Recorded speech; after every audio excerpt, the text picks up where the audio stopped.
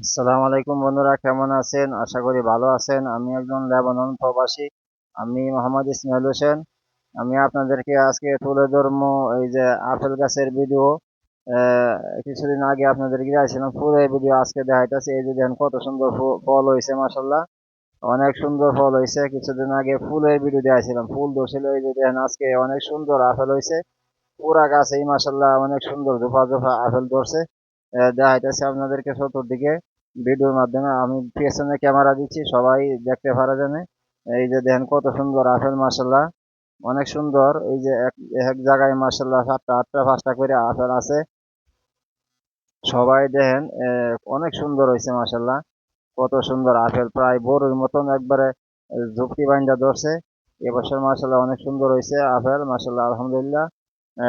আমরা বাংলাদেশের অনেক ভাই বোনেরা আপেল গাছ চিনেন না, আপেল গাছে কিভাবে আপেল ধরে তাও জানেন না। আমার ভিডিওর মাধ্যমে হয়তো অনেকে জানতে পারবে, দেখতে পারবে। এই ভিডিওটা সবাই শেয়ার করে দিবেন।